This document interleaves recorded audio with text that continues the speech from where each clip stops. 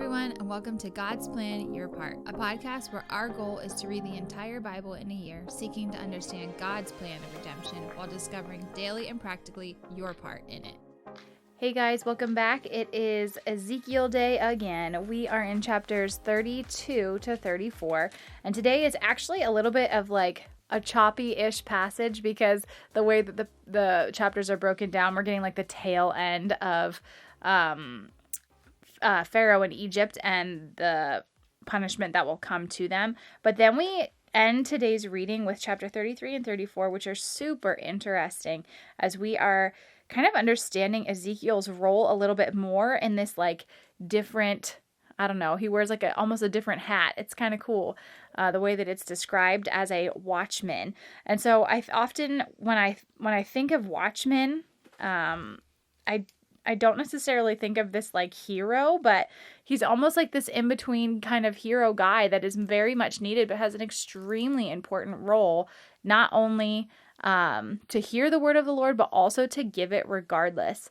It honestly, I know we like make silly like superhero references often, but it's like whenever you watch any of those movies, most of the time the guys don't choose to be like the in-between hero kind of person. Spider-Man doesn't want to be Spider-Man. Yeah, they don't. And it's like this immense responsibility, just like God chooses prophets, and they have an extremely important job to do. And if they don't do it, the passage says over and over how like the blood of the people who don't hear the message is on their hands. Mm-hmm. So it is a crazy job. I don't know. I guess I'm kind of thankful I didn't have to be Ezekiel, because he's like the annoying guy that gives the bad news all the time that probably wasn't super thrilled to do in the first place if he's anything like Jeremiah. So interesting. There's a lot of responsibility and like pressure put on him, because it's like, hey, if you proclaim the message and the people sin, the blood is on their heads. Right. But if you receive the message and refuse to proclaim the message and the people live in sin, the blood is on your head. Mm-hmm. And so like, I don't know, you just imagine hearing that from God. Like, that's no joke. Well, and this isn't the first time that we've actually heard this. So in chapter 3, verse 16, it says, and in those 7 days, by the end of the 7 days, the word of the Lord came to me, Son of man, I have made you a watchman for the house of Israel. Whenever you hear a word from my mouth, you shall give them the warning from me. If you say to the wicked, you shall surely die, or if I say to the wicked, you shall surely die, and you give no warning, nor speak of this warning to the wicked so he can turn away from his way, in order to save his life, that wicked person shall surely die for his iniquity, and that blood I will require at your hand. So he's heard this before. This is nothing new to him, but I think it reiterates again for us as the reader his job and how important it was that the Lord put it in his like care and responsibility. So in chapter 34, we jump into what I think is probably one of the more significant passages in the Bible for pastors. Now, don't turn off your mind and think, well, I'm not a pastor. It's still important. But if you are a pastor, or if you're involved in helping or assisting a pastor or something like that, if you're aspiring to be a pastor, any kind of shepherding really. But I think this was read to me in one of my pastoral classes, and it has stuck with me.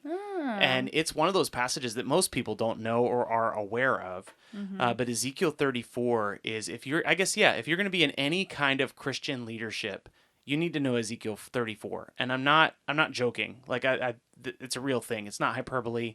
If you are going to lead other people on behalf of Jesus, you better know Ezekiel 34. So what are the things that stuck out to you for those reasons? Like, what makes you say that specifically? So Ezekiel 34 is an indictment against the shepherds of Israel. And so it is the people who have been chosen by God. So sketchy. It's an indictment. It really is. It's for the people that God has chosen to care for his people. And so in Ezekiel 34, like, humanity is seen as the sheep of God's flock. Mm-hmm. And so it actually like identifies like humanity with sheep. And God has appointed leaders over these sheep. And it is their job to be godly shepherds. But the reason Ezekiel 34 is an indictment is because God is speaking against those he has appointed to be shepherds and is calling out what they're doing wrong. So if you look specifically at, really, the beginning of the chapter, but one of the, I'm just going to read it because I think something is going to be lost if I don't. So, chapter 34, verse 1, the word of the Lord came to me, Son of man, prophesy against the shepherds of Israel. Prophesy and say to them, even the shepherds, thus says the Lord God, shepherds of Israel, who have been feeding yourselves. Point number one, they're taking care of themselves. Should not shepherds feed the sheep? You eat the fat, you clothe yourselves with the wool, you slaughter the fat ones, but you do not feed the sheep. So they're taking advantage of the people. They are not living for the other people. This is not the servant leadership kind of stuff that Jesus shows us. This is selfish, self-promoting, self-aggrandizing leadership that is like filling up yourself at behalf of these people, on behalf of these people, whatever. Then he just goes straight into a list. The weak you have not strengthened, the sick you have not healed, the injured you have not bound up, the stray you have not brought back, the lost you have not sought, and with force and harshness you have ruled them. So they were scattered, because there was no shepherd, and they became food for the wild beasts. So what happens when shepherds fail? The sheep disappear, and they end up being like victims of the beasts. Mm-hmm.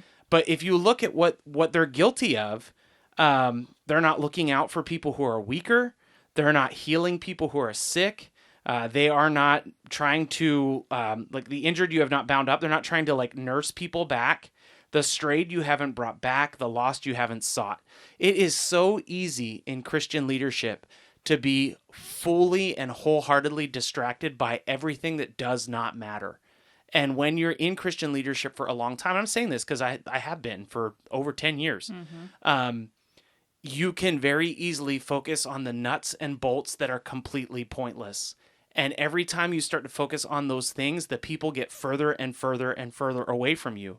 And anytime you're thinking about your role in leadership as something that can push you higher or move you farther or get you more money, you are most likely going to fall into a category of people that are similar to the people called out in Ezekiel 34. So this is true for your pastor. This is true for your Sunday school teacher. This is true for your small group leader. Anybody that's in those roles that has the wrong motivations needs to be aware of this passage, because God's not messing around, particularly when people step up and say, yeah, I can lead that. I can do that. It's a tough spot to be in. It's a serious spot that God has a lot of requirements for, and we want to honor that position. Mm-hmm. I think it's also like, if you can think of any time that you have been, I don't know, even in just like a job setting where you have felt like those similar types of lack of care from a boss or a higher up. It's like, it's super terrible. You usually don't relate with those people super well. They're not great bosses because they're oftentimes just like trampling on anyone or anything. Or it might not even be a boss, but just like somebody who was above you. Or is, you know what I'm saying? Like that kind of nature. And when it happens, like when you feel trampled on or not taken care of, or that you don't matter, it like causes to be like, just like super terrible to work there.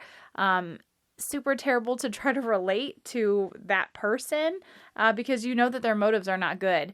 And so that is like in a job setting.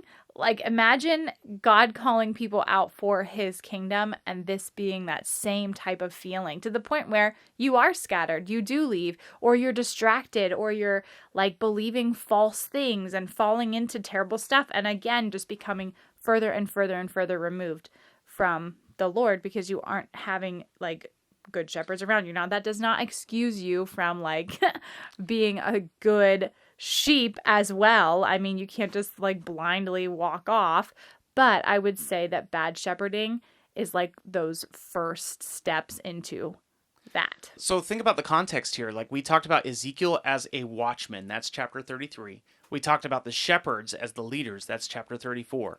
And so God is going to speak to Ezekiel. Ezekiel is going to make God's will clear, God's way of living clear. The shepherds are supposed to interpret that and put that into action and care for the people. And so Ezekiel's being faithful to his job, but the shepherds are not being faithful to their job. Right. And then what happens in the latter part of the chapter, this is verse 16, God says, I will seek the lost. I will bring them back. I will strengthen the weak. The fat and the strong I will destroy, and I will feed them with justice. So God basically says, you know what? Forget it. You guys are not doing your job. I'm removing this position from you, and I will do this. And then at the very end of the chapter, he talks about how there is going to be someone who will shepherd his people faithfully. And ultimately, Jesus is shepherding us faithfully. Hopefully, whoever's in your local Christian community is also faithfully shepherding.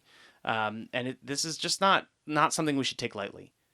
So I think today's passage is definitely one to listen to for sure today. Think about yourself as a leader, if that is who you are in your local church or church body. Think about your role and the significance of it, because you are hearing this message, you're hearing this passage of scripture from the word of the Lord today that says, hey, you've got a very serious job. Your job is to make sure that your sheep are shepherded well, and if not, that's a pretty hefty consequence to have to deal with. At the same time, think about the leadership that you're under. Are you being shepherded well? And if not, ask the Lord for guidance in that and where you can go, what you can do in order to start receiving that good shepherding that is directing you and pointing you back to God and His grace, His plan, His love, and His mercy for your life. So definitely give it a listen today. Apply these scriptures to your life. And we will see you guys back tomorrow for some more Ezekiel. Thanks so much for listening to God's Plan, Your Part. If anything stuck out to you, if you have any questions, or if you'd like to receive a Bible, you can email us at godsplanyourpart@gmail.com. Also, if you're enjoying the podcast, please consider supporting us through the link in our description. We love that you're on this journey with us, and we hope you have a great day. See you tomorrow.